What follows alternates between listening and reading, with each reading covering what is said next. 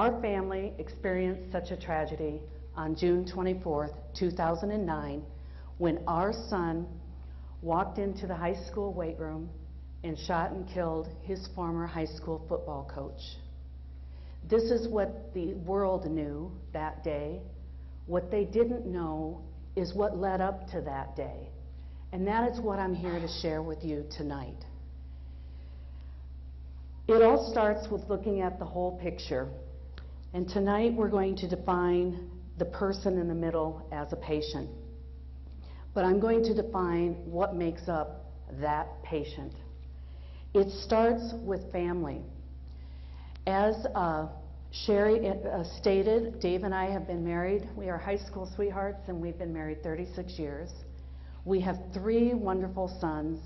Our oldest son, Brad, is a manufacturing engineer in Urbandale, and he and his wife, Jackie, live there, and they blessed us with our first grandchild last September.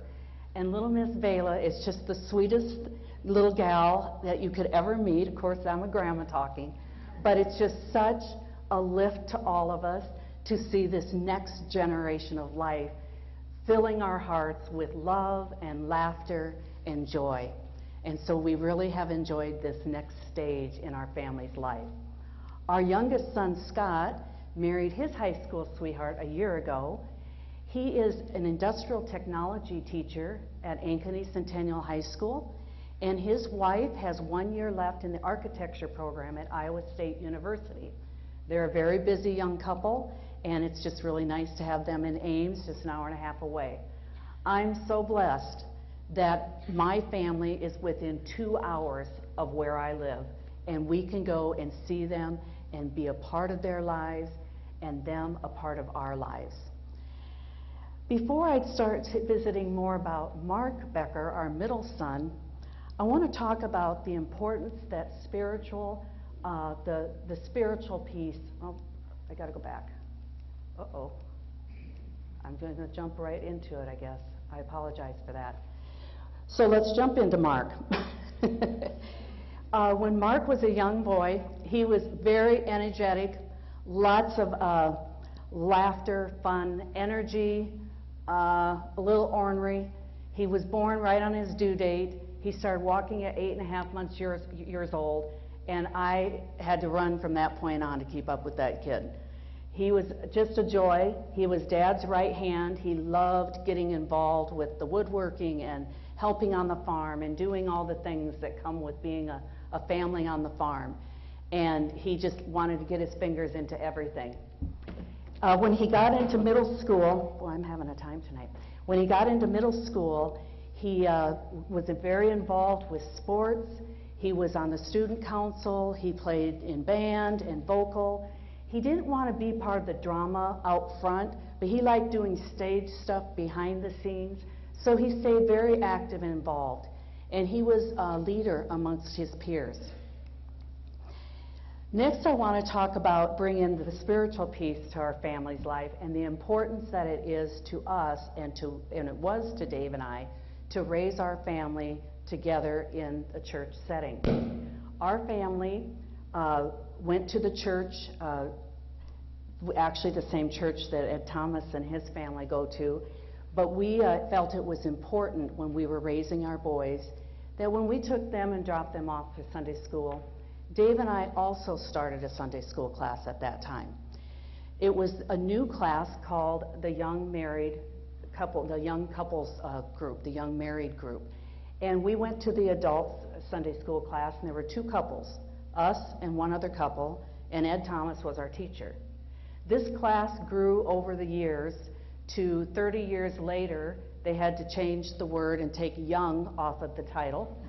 And there was a regular Sunday was over 100 attendees. You never know or realize how important some of the life lessons you are learning and absorbing during that fellowship time with other adults, and how much that's going to mean to you later in life. It helped us to understand and know exactly where Ed stood with his faith walk and how he stood on so many issues of living life and dealing with life. Those times have given Dave and I so much comfort and peace over the years, just knowing how he would have responded if he hadn't been the victim in this situation. Our boys were very busy and involved with youth group. They went on mission trips with their dad and on church camp. They stayed very active. So as we get into the next piece of what makes up this patient, we really need to take into account their social network. When Mark got into high school, things were going along very, very well, staying active in this church, in his youth group, sports. He's got a job at the grocery store. And of course, if you're going to be involved with all the school activities, you were the one that got up at 4 o'clock to unload truck in town at the grocery store, which was fine. He was happy to have a job. So him and Brad would go together, and they had their jobs so that they could have some gas money in their car. And it started out quite well. It was when Mark turned 16 years old that we started to see some pretty serious changes taking place in his life. This is when he started to be a little bit more quiet in nature, not this, bubbly, happy-go-lucky kid. It was like the weight of the world was on his shoulders. It came to us that he got caught using marijuana. And he came to us and had to tell us about that. And of course, he had to go tell his coaches about that. And he suffered the repercussions of what takes place, not just in the policy handbook of what you have to do because you broke the rules, but living in a small town and the judgment that might never go away because you made a poor choice and a poor mistake. That's a very difficult thing to overcome in a small community. But it doesn't matter. He made that decision. He had to pay the consequences of it. He went to an outpatient program. What concerned me is I was hoping this is something that parents could be involved with, because we were very concerned and we just couldn't get an answer from him. Why would you even think about using a substance like this that we've talked about the dangers of and the repercussions of? Why would you do such a thing? But this was just an outpatient program where him and a bunch of other kids that were just going through the motions so they could get back playing their sports again were going through. And I know he went to every one of them because I personally drove him over to every single one. And I became very discouraged as I sat in the parking lot waiting for my son to come out. And in the car right next to me, kids are rolling joints just out in the open. And I thought, I wonder if this is really going to help our son, Mark. I don't too often say to do it over again, I would have done this. But I will say to do it over again in this situation, right then, at that point in Mark's life, I would have gotten us involved with a family counseling situation, and we would have dug and found out it was the voices he was trying to escape. But that would not come out until years later, in fact, just recent years, that we found out what led to that.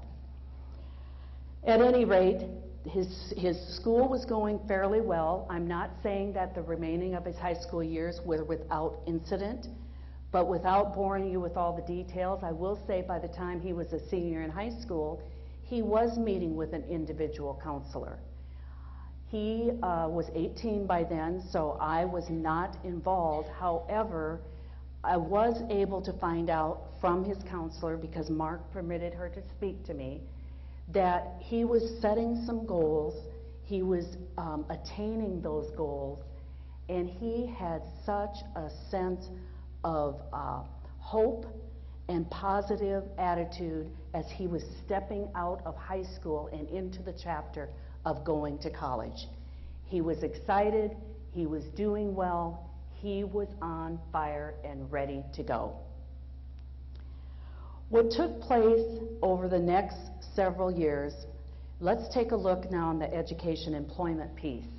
Because as this patient comes in the door, all these pieces, all these parts of that individual come into play, but unless we can somehow bring that all together with a holistic treatment system, you're only going to get just tiny bits and pieces, each agency, each piece of this, each part of this. Let's talk about the years that took place from August 2004 to June 2008 in our son's life. It was really interesting to me when we were preparing for the trial, and also then when I went back to start realizing that I wanted to put this into a book form, is I had kept journals, notes, through the years as a coping mechanism for myself, and also just, I'm always a note taker, that I write down dates and times and this is what took place because that's just who I am. But I did not realize the pattern that was taking place in my son's life over this time period until I went back and started piecing it all together. It became very clear the roller coaster ride that all of us started on during this time period. But when you're living it and you're trying to cope each day in and day out with decisions and supporting someone who is going through something horrific that we didn't even understand most of the time, you don't realize and put it together that there's a pattern developing. What took place during this time is Mark enrolled and stopped college 3 separate times. Each time he would start and he would be doing very, very well. And it would be like mid-semester and all of a sudden we'd see him start to dive. He would just draw into himself, and part of that was it became too much for him to keep up with the illness that we did not know was going on, and he didn't know was going on. He didn't know what was causing him to feel the way he was. But the other thing that come into play is he also started experimenting with some other street drugs, and some of them very heavy drugs. It happened a couple times that we're aware of, because those 2 particular times, it never lasted long because he would not take care of himself, he would not eat, and he would end up moving back home. Thus the reason he worked at 11 different jobs during this time frame, and he moved 12 different times. Every other move was back to our house because he wanted support and he wanted the accountability that he had with us and living under our roof.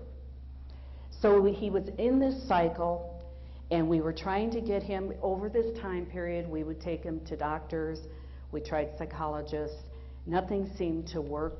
He never would stay with anything long enough for us to get any real answers, because he was determined to succeed, and he would go and get a job and he would succeed and he would do very well. Okay, we're doing good, let's keep going.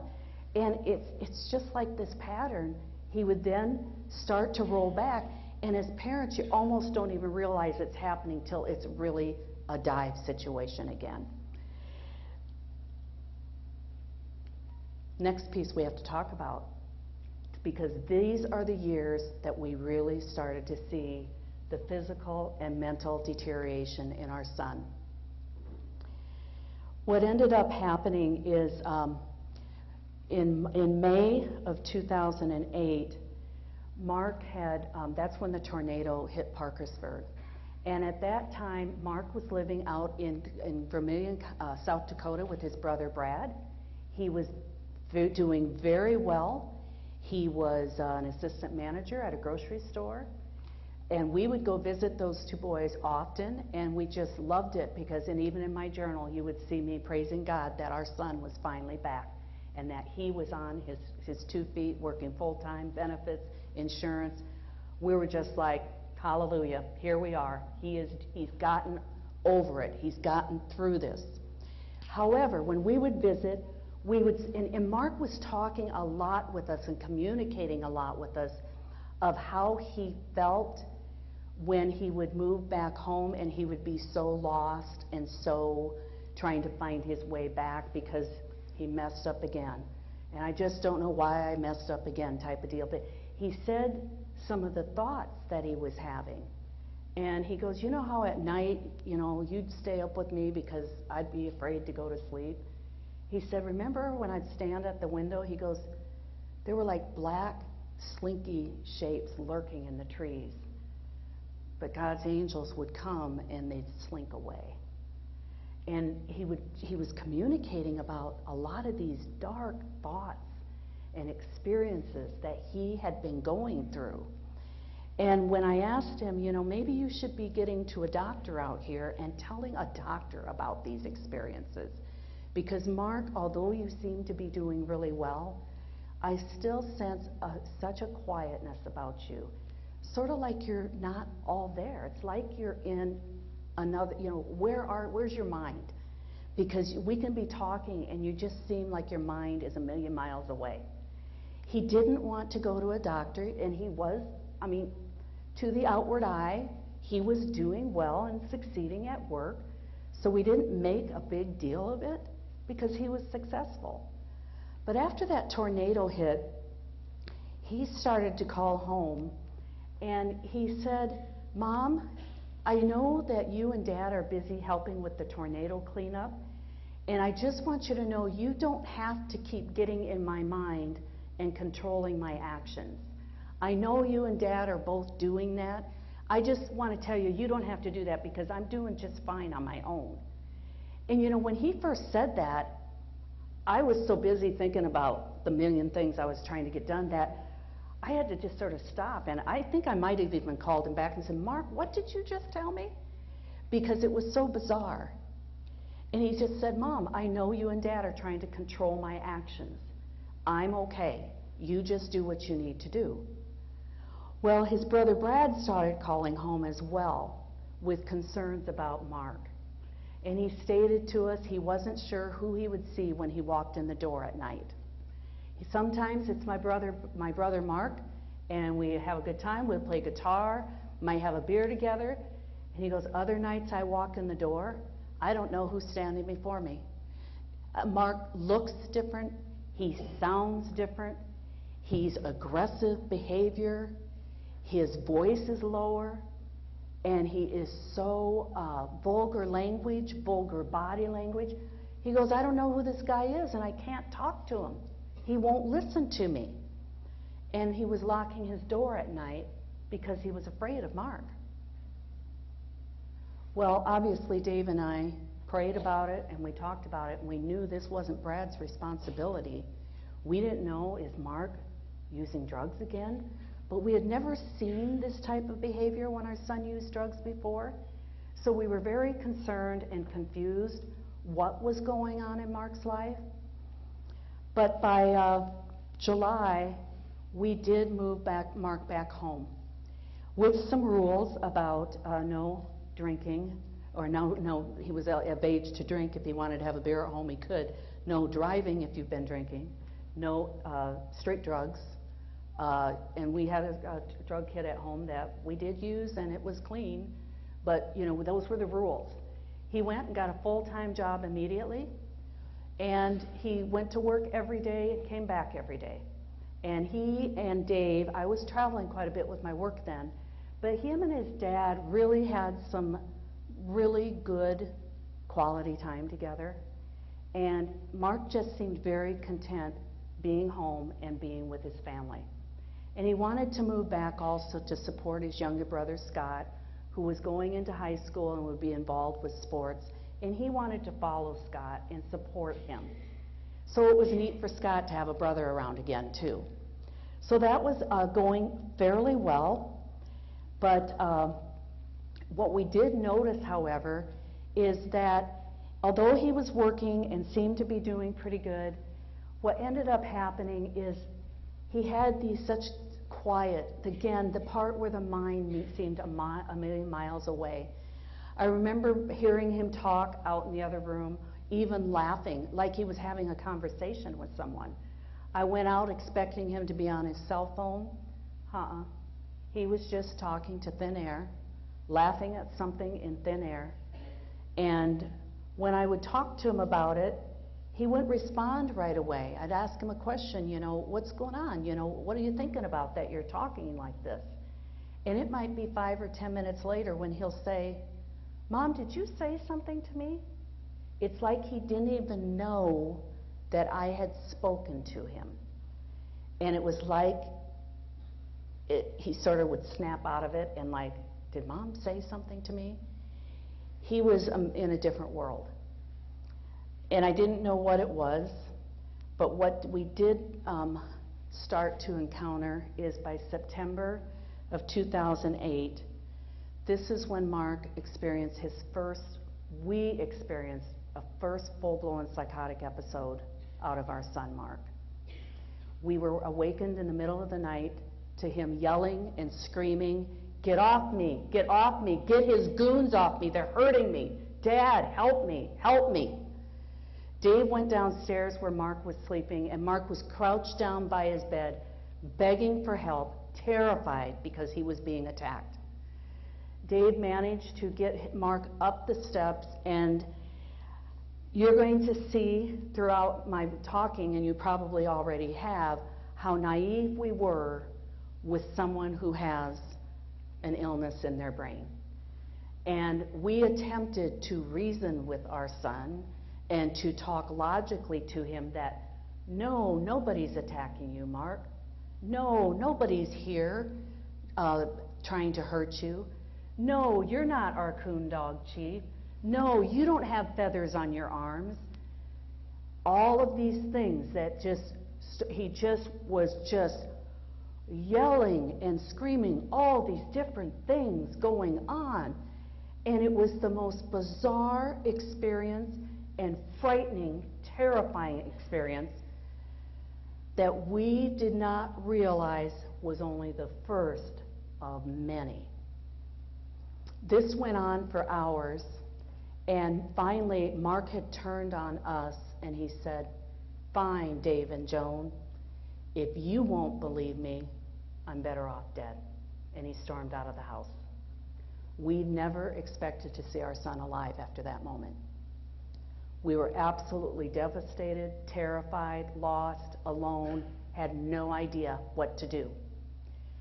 We prayed about it, we talked about it. I had worked at the auditor's office in our county for 8 years, and I said to Dave, "Well, I know the sheriff's department can help us," because I remember having to pay claims for transportation, and I go, "I don't know," we had tried to get him to get in the car to take him to the hospital, and he refused, and he's very strong, and we weren't wanting to drag him with force to the car, but he kept refusing, and I said, "Well, if he comes back, if he starts in again, I think we need to call the sheriff for help."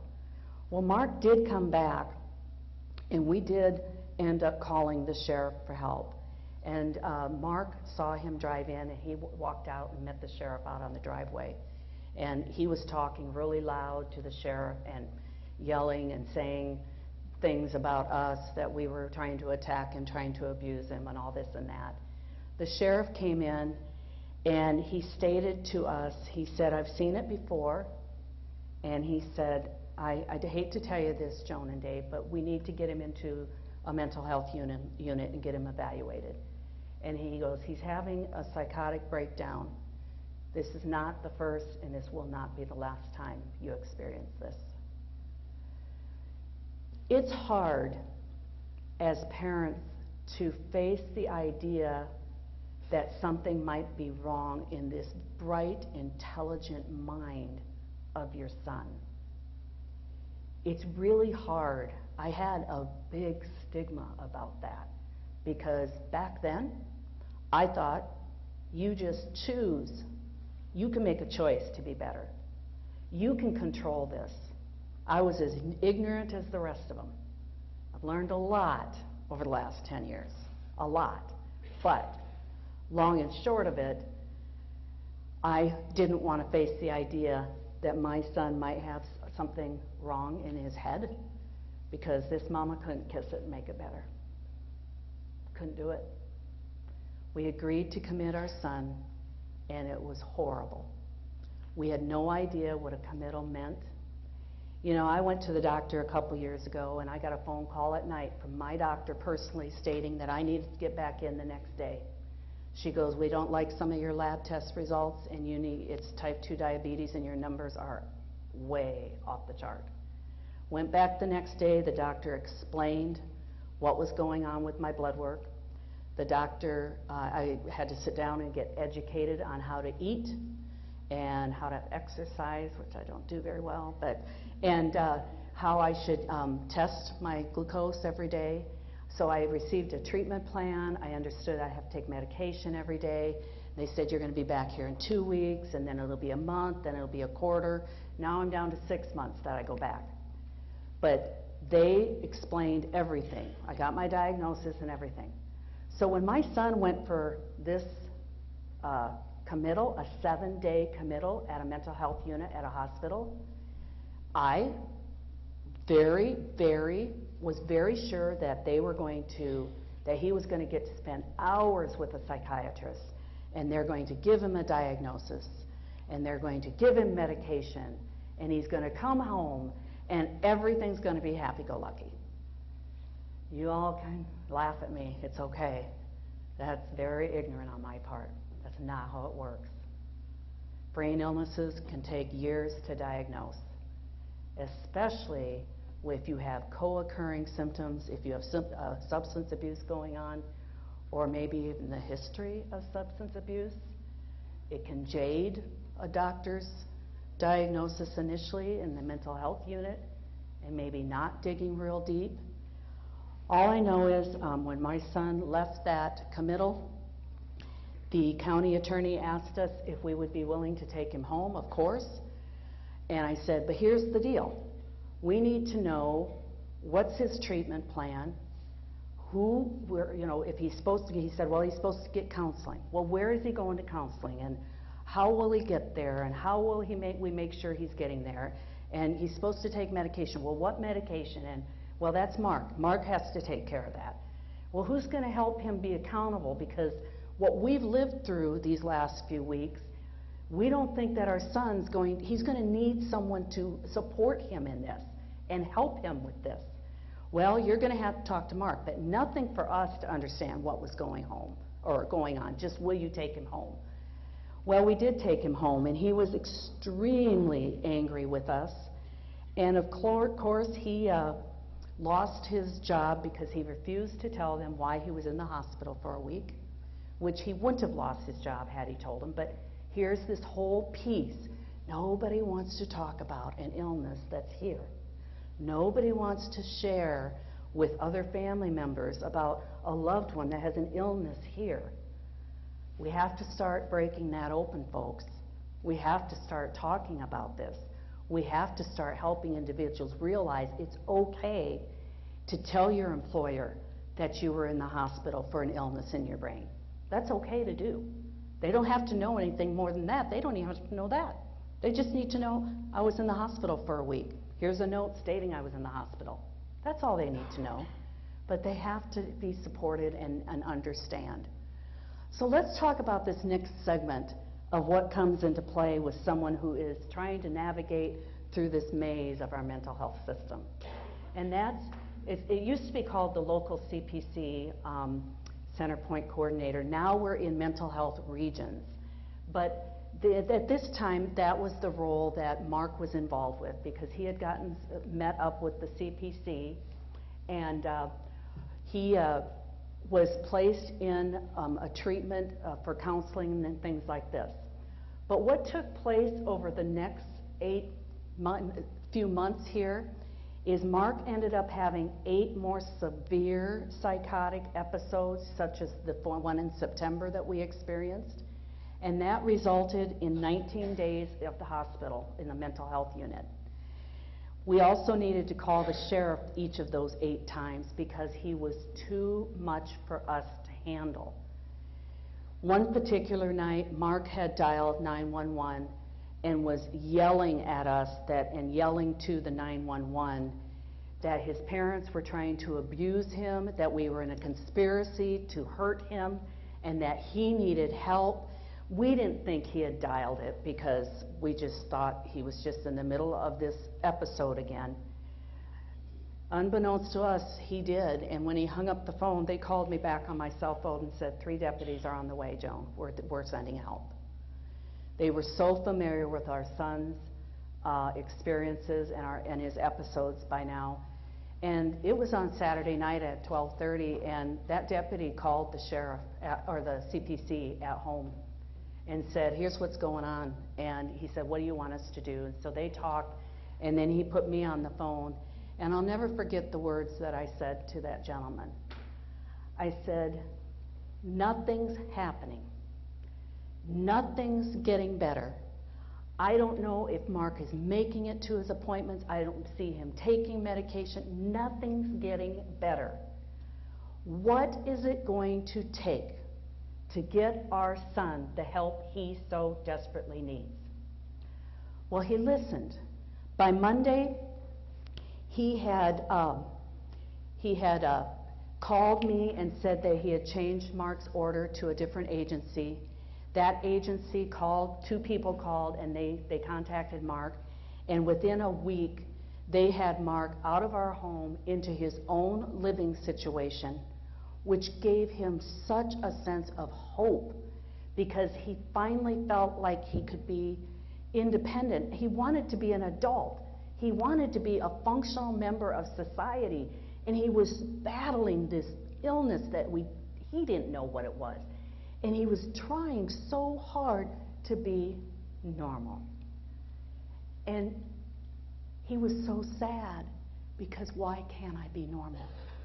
Well, he got a job, and things were really looking up for him. He got a job, he was living on his own, and he was opening up to this agency and giving them details of the horror and terror that he was living day in and day out. He shared with them the voices. He shared with them the out-of-body experiences he was having. He started communicating with Dave and I about all of this, so we could tell that things were happening. In fact, we had tried really hard to call different times to get information. I want to see something here. I just wanted to tell you that when we would see little slips laying around, we were calling to all these agencies to report specific incidences of what Mark and our family was going through.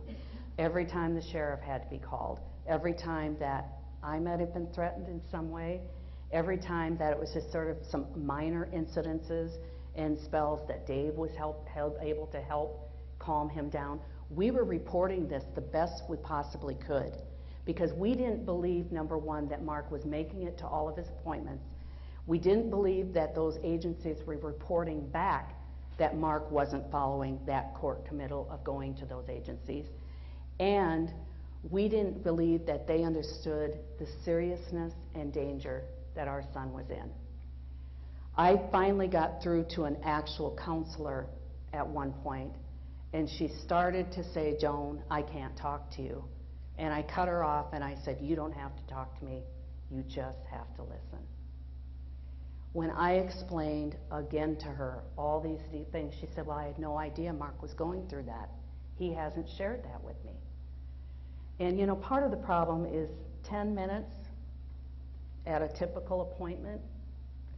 It takes probably years to build up a trust relationship for an individual to open up and start sharing those kind of details, especially when they don't remember them or they don't believe they're the ones that started it. They believe everybody else is attacking them.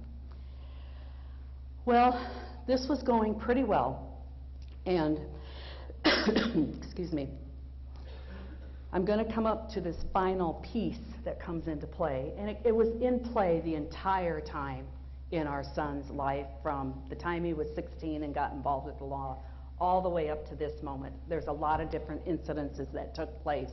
Most of them are very minor, but all of that shows the picture of what this individual is going through. And that's the law enforcement piece of this. Mark had stopped by our house on June 20th And it was a beautiful summer evening. We had the windows open. It was like 8 o'clock.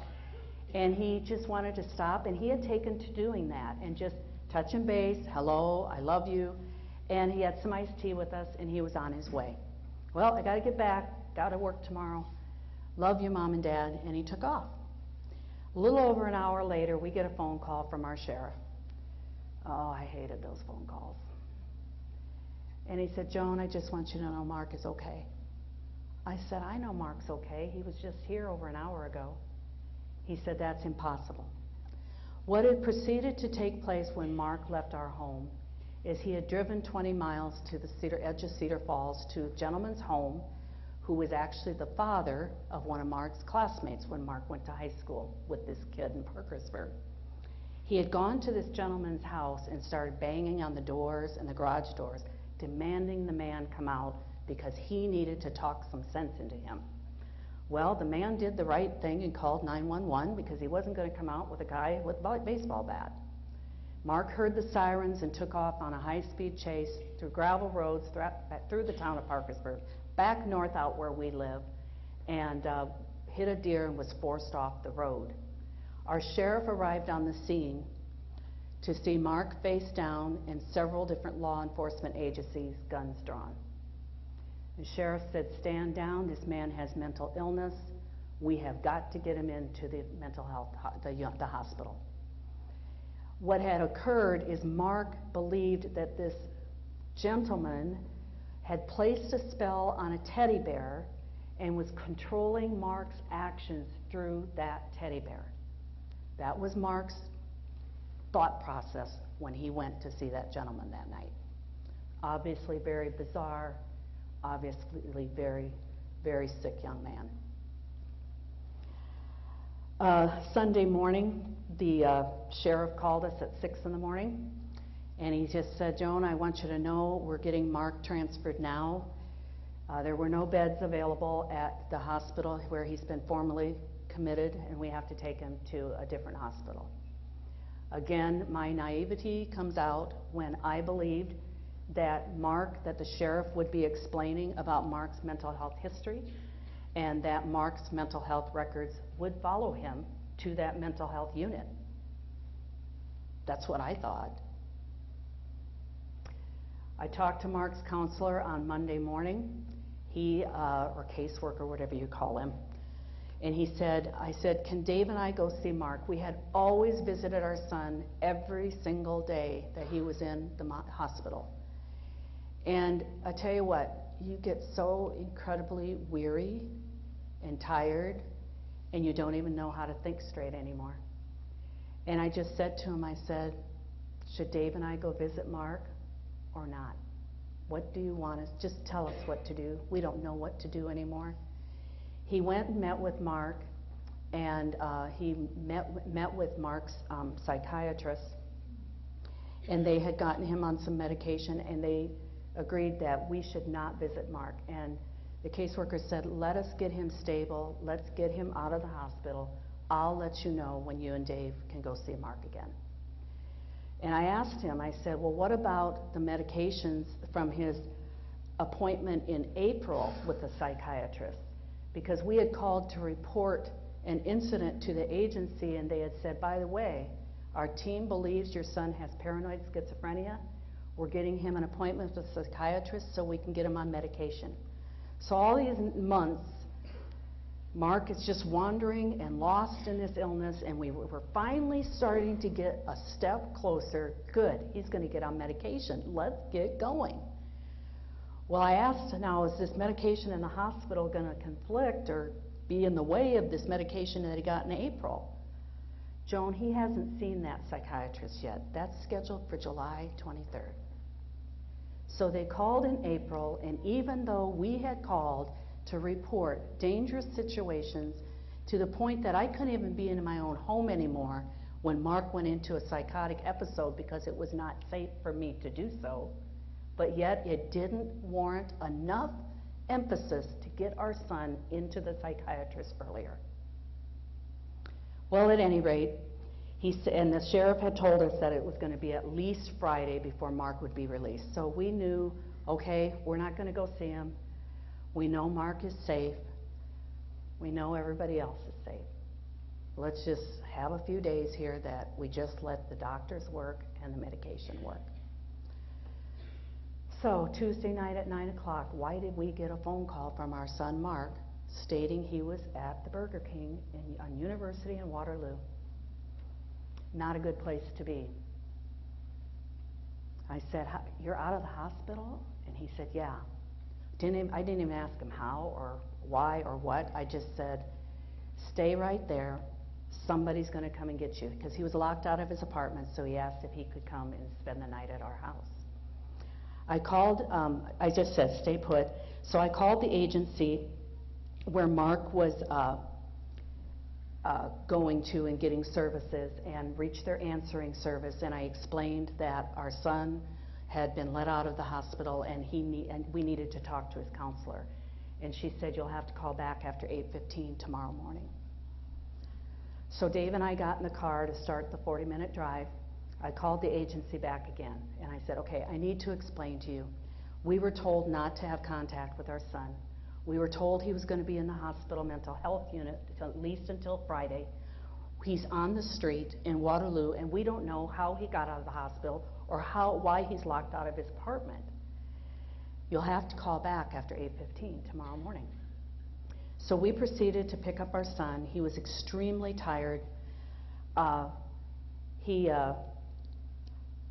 We took him home, and he just wanted to go to sleep.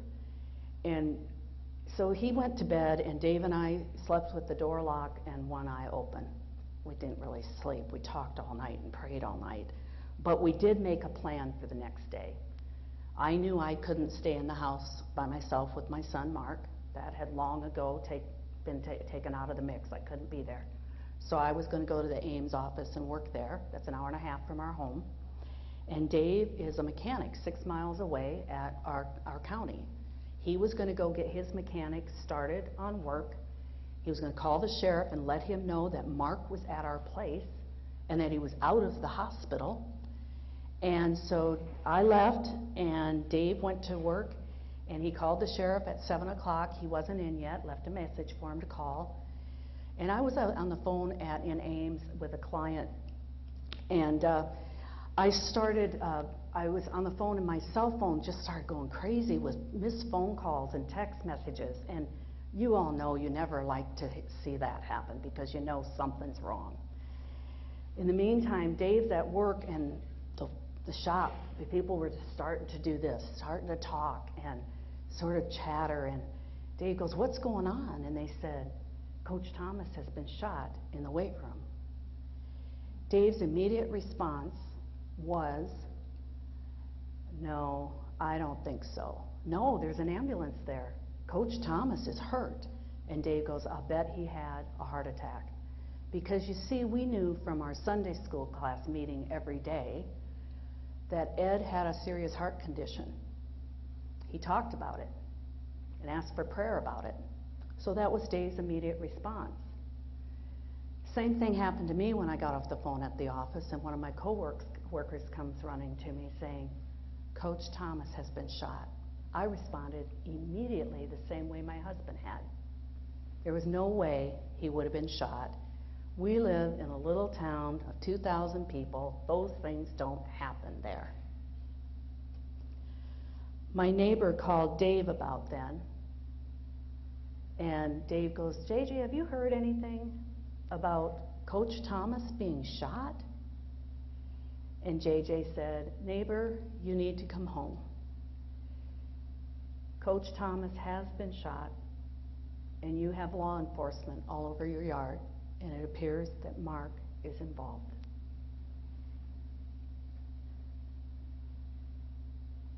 Dave and I communicated shortly after that moment, and I asked Dave about Coach Thomas, and his silence on the other end of the line made me start to be fearful of what was going to be said. And he repeated what our neighbor had told him and said, "You need to have your brother give you a ride home. You need to come to the sheriff's department. They want to talk to us." So right after I talked to Dave, I got a phone call from Mark's counselor, and he says, Joan, how you doing? I said, how do you think I'm doing? I tried to call you last night, and they wouldn't let me talk to you. He says, I know, we're reviewing that right now. Now I know, folks, missing that phone call probably wouldn't have changed these events whatsoever. But I will tell you, that was like having the final door slammed in our face in our efforts to try and get someone to listen about how serious our son's situation was and to try and get help with it. So you see, you have a patient, an individual that comes in and needs help. They are made up of so many parts, and so many pieces are a part of their story. But if we don't start approaching this whole treatment system with a holistic method that you bring together family and law enforcement and medical history and educational history and social history, you need to get the answers of who makes up that person, because those people have a name. This person was Mark Becker. All those pieces, that new parts, that new pieces, but nobody could put it all together to help our son.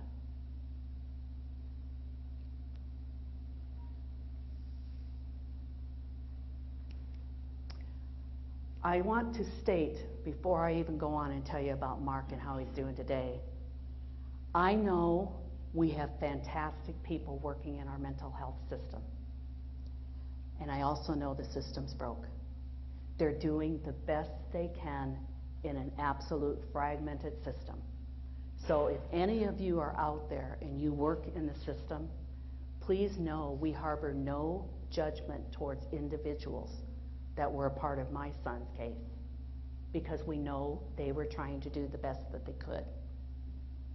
We believe that, and we're going to continue to believe that. So where is Mark today? He received a life without parole prison sentence. We really didn't expect a jury to understand what insanity is when they hear from every expert witness that says exactly what the prosecution or defense wants them to say. They're not educated in what, mental illness is or insanity, and we really didn't expect anything different than that result. Mark is at the Iowa Department of Corrections in Coralville, Iowa. He's in the mental health unit, and he gets very good care. He signed a release of information for me and Dave to be a part of his life and a part of his treatment system. At any minute, I can have a whole conference room of people at the other end to talk to about how my son's doing and things I'm observing in my son and bring it to their attention. I've only had to do that 2 times. But I swore to my son I would be his advocate till the day I die. And his 2 brothers will be his advocate till the day they die. But the beauty of it is Mark has progressed so much in his illness. He went to jail, and he was diagnosed at Cerro Gordo County Jail with paranoid schizophrenia and started receiving medication for that illness. It took about 6 to 9 months for Mark to know us as mom and dad again, and to not have the thousands of voices terrorizing him on a daily basis. Once he went to Coralville, I was scared to death that that treatment would not continue, but it did continue. He has a psychiatrist, he has a psychologist, and he has a group of people that work with him and stay on top of him and help monitor his illness. But here's the beauty. Mark has come along so far, and this has only happened in the last year, because it's been a roller coaster, folks, as with any mental illness is.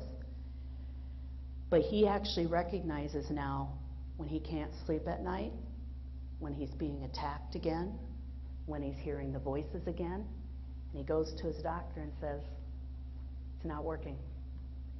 He is taking ownership of his illness. That is huge. That gives me such a sense of peace to know he's been learning all about it. Since he's been diagnosed and has received medication, let me see, I'm doing okay. He has been able to do his art again. He plays guitar. He reads all levels he's read the Bible, textbooks, all kinds of philosophy books. He's actually reading a book right now about the brain. He's been trying to study the brain and learn more about, he's an extremely intelligent young man, but he made this note that I want to make sure I share. I'll get back to this piece, yeah. He says, I'm making headway on a historical topic. It was man's curiosity about the source of spirit leading to anatomy, neurology, brain study, and medicine. Also my keen interest being madness and other mental aberrations of man, and to understand the exact point of its birth or manifesting. Because of this book, I've realized the age-old struggle of our need for more understanding in the field. Many point to spiritual source, and just as many point to material source. This was used in combination for centuries. And look at us now. Nothing has changed. For him to have that insight, I couldn't have said it any better.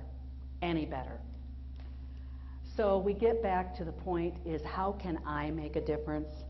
And I think even more importantly, how can every one of us make a difference?